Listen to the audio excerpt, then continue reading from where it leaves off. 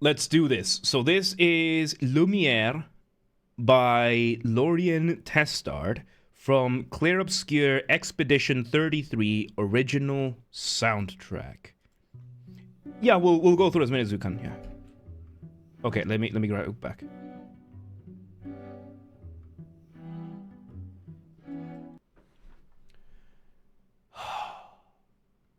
How many seconds is this? 5. Disclaimer, I am not apologizing for pausing often. This is an analysis, a react analysis. I am giving you both my reaction and my interpretation of things. This is genius. I love it when this happens. You have the string section in an orchestra. 2 sets of violins 1 and 2, sets of violas, sets of violoncellos, sets of double basses. And that was not a guitar playing. There is a technique called pizzicato, where a bowed instrument plays plucked, and we have the strings split. Some of them are doing the pizzicato to make it sound like a guitar, while the rest are playing with bow, arco. D-Hops, welcome to today. How you doing?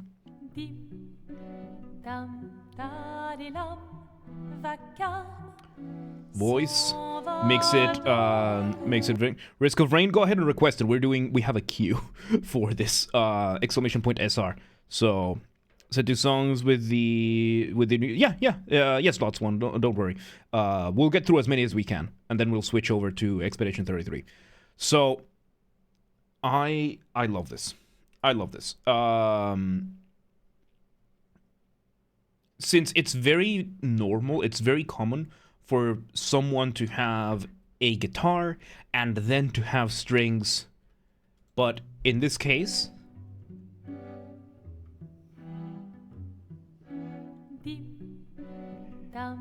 we have the singer singing with pizzicato. Oh, the violas following the... Okay. Now we had a guitar entering. We have, I think it was the cellos and the double basses, pizzicato. We had the violins on the low range, on the lower end of their range, doing basically a response, call and response between the pizzicato and the arco on the bowed instruments. She starts singing, which is a variation of the main motif that we've heard from Expedition 33 on the main soundtrack. And I love violas. It is my favorite string instrument. It is such a good balance between everything. It has such a good range. And I love doubling melodies with it. Because you have this very nice, beautiful voice at the top with the soprano. And then you have the viola a couple of octaves lower, giving it this very nice and dramatic effect. I think it's violas, yeah. Now we finally get the guitar.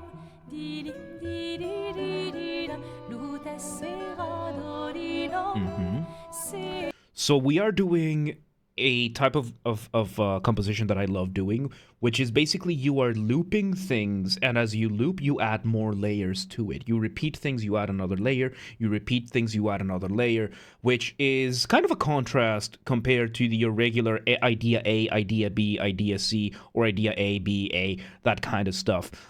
Very different structure than that, and I love it. I personally love it. Some people find it very repetitive. I enjoy it because every layer makes everything feel so fresh and so nice the more what you have. So we start with just the strings, pizzicato versus arco. Then you bring in the singer with that with the, I think it was viola. Then we add the guitar, and we are just adding more and more. At work, any estimate on how long your request might be? I don't know if we will get to them, because they are 11 and 12. So we will see. Anyway, let's continue. Here we go. This is the main motif. Again, a motif is your main musical idea. It is the essence, the bare bones musical idea. In an easy way to explain this for the layman It is your theme. It is your word, your central word, your concept. So imagine if you had to reduce the entirety of the Lord of the Rings into one word. What would that be? That is your motif. Something that repeats over and over and over again in so many ways. And in this case, it is such a beautiful idea, very singable, very memorable, and I love it. I love it. I want to hear it again.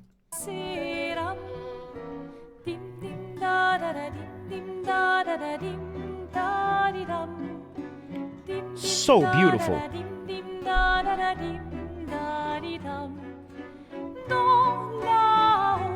Okay, and now that we had this building on the repeating structure with building blocks, now we go to the idea B, something contrasting that isn't entirely unusual or unheard. It's just an evolution of what's happening. Let me just go back to hear it.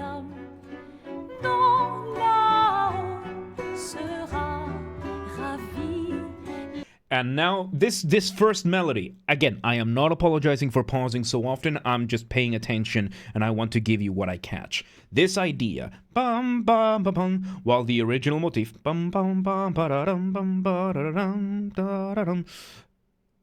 It's a contrast, it's an inverted, it's an extension, it's an exploration of part of that motif. We are still doing. These are very simple ideas. These are things that many composers will be like, yeah, duh. But you have to be deliberate about these, and I think this is very deliberate. I love it.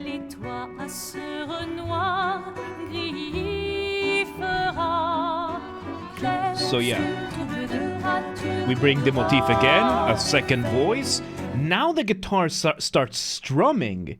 Before we only had the string section making it feel kind of like, a little bit like a guitar, like you're emulating a guitar. But now we're bringing it in because the guitar was only playing a melody. Before this, now the guitar is strumming, gives it that sense of fullness that you're no longer just imitating that arpeggio, you're just fully strumming now. Very clever.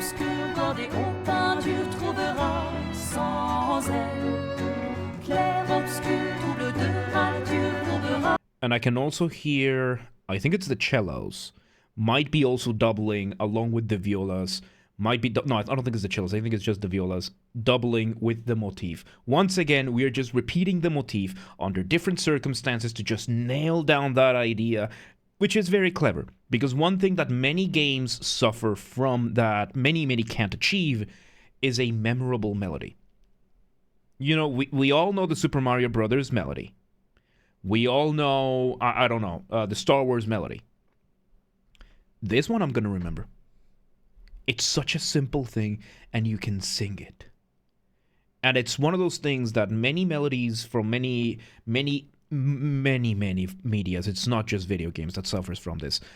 Many people have a difficult time making something memorable because it's difficult to sing. If you can hum it, you can remember it.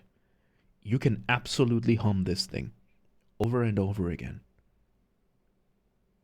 And that is how you make a memorable theme. You make something that can be hummed. And if you can hum it, you can remember it. Let's continue.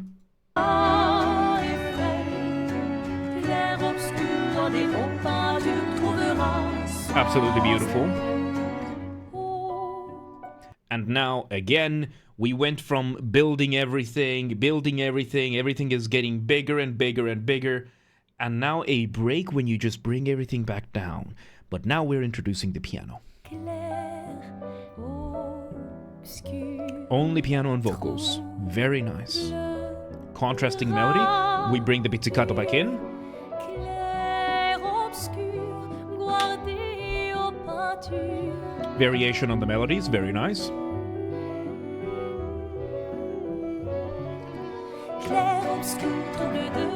And we just bring it back. Something I've noticed. There's no woodwinds. There's no brass. This is a very small ensemble. I don't think this might have like string sections. This might just be a string quartet because I haven't heard a double bass. So I think it's just one violin, one viola, cello, and two violins, viola, and cello. So that's a string quartet. And it makes it feel small. It makes the ensemble feel small. So the ensemble, as I'm understanding it right now, you have the string quartet, just 4 people, the piano, 1 more person, 1 guitar, and 2 vocalists. For a game this grandiose, this epic, an ensemble this small is a very deliberate choice. Because once you start playing the game, you see how massive the world is. You see how just relatively insignificant everyone feels, like every one individual feels, how small human beings are in this world. And this gives that vibe, once you have that context in mind. And again, just keep nailing that motif.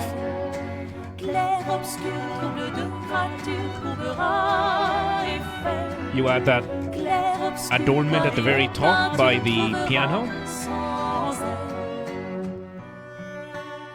Cello solo.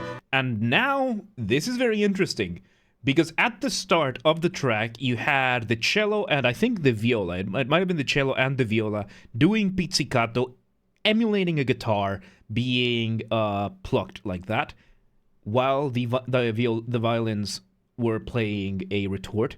Now we have the guitar actually arpeggiating, plucking like this, and the cello is actually going. So now we're flipping things on its head, and we're just inverting the roles. Very, very cool. I like this.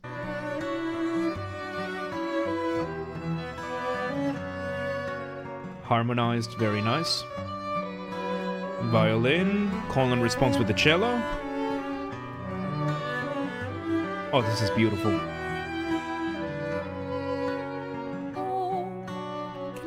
And oh my god, this is beautiful. Oh my god. So now we bring back the vocals, the guitar stays plucking, and now we have, while the singer is doing this, we're still having that call and response between the two extremes of the string quartet. Dialogue. While everything is happening, there's dialogue. Man, this is really clever. I'm loving this. And this is not something I was able to catch when we were playing. I'm really happy that we're doing this, dude, because this is, I get to appreciate this so much more.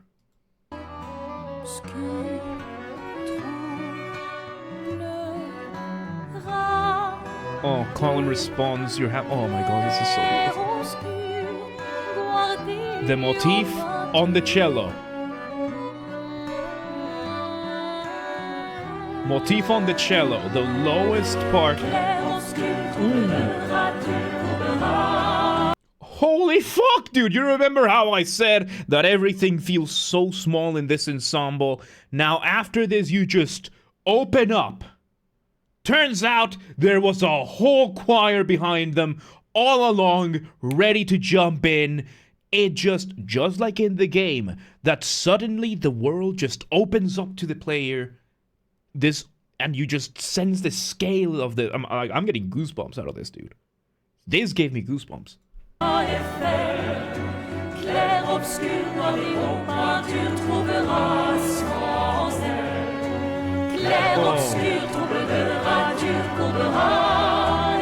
oh my god, dude, yep. Pure goosebumps. Ooh. The music video for this is great. I don't want to see music videos, I want to get only this, but I'm pretty sure it is. And then we bring it back. We bring it back to the start, reminding you where you started, with a few of the elements, a few echoes of that main theme.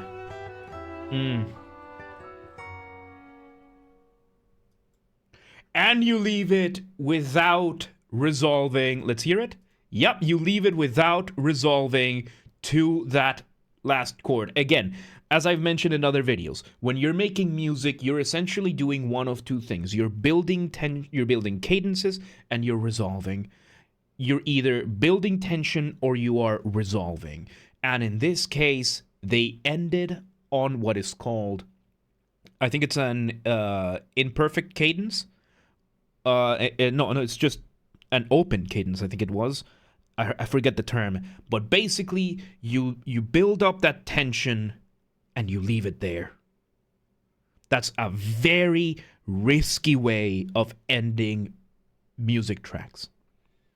It's very, very risky because it is a way of writing a sentence and not finishing it deliberately. So I'm an imperfect cadence. Oh, thank you. So it's... I heard that this guy got found on SoundCloud. I'm subscribing, by the way. I heard that he was found on SoundCloud. My God, what a gem. This is brilliant.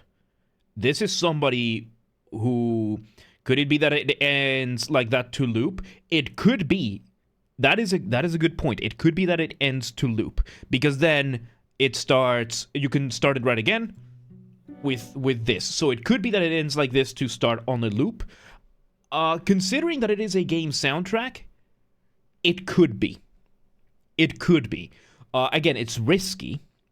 Usually it's risky because most of the time you do want to finish on the resolution, on the resolved cadence. I'm going to catch up with the chat, by the way, in a second. You want to finish on that resolved resolution. You have to be very deliberate to leave it at that, because this is not a fade out. This is not. There's no way that this is an incomplete song. It feels complete, even though it ends on that incomplete cadence. Because this is just the start. Just like in Lumiere. That's just the start of the journey. Once again, capturing the essence of this. That's one of the things that I have insane admiration for film and game composers. I wish I could do that one day. I wish I would be able to do that one day. I never gave myself the chance to do it. But being able to capture that, being able to capture even thematically the story and everything in a medium that cannot express it explicitly, very difficult. Lorien said he wanted each song to tell a story by itself, and it shows. And it shows. This is the story of Lumiere. From the very start, this is the story of Lumiere. It starts small. You feel small, then you get it just, yeah. I am impressed. And again, I was telling this. I was saying this the other day, and I was discussing this. I was telling Queenie this. This game, I'm like 8 hours in. This, I can already tell, is one of the greatest games ever made. This one will have to be in some sort of Hall of Fame. We have to come up with some sort of Hall of Fame. Game of the Year is not enough. There needs to be a gaming Hall of Fame where we just bring the best that have ever been made. Because this deserves to be in it.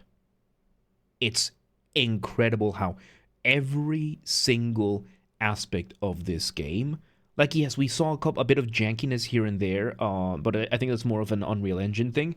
But everything else, just pristine perfection. And I am grateful that I was able to hear this. Like, I'm happy to have heard this. Again, not too many things can give me goosebumps. This did. Oh my God. Brilliance. There you go. Go buy and play Expedition 33. There you go. Anyway, let's move on.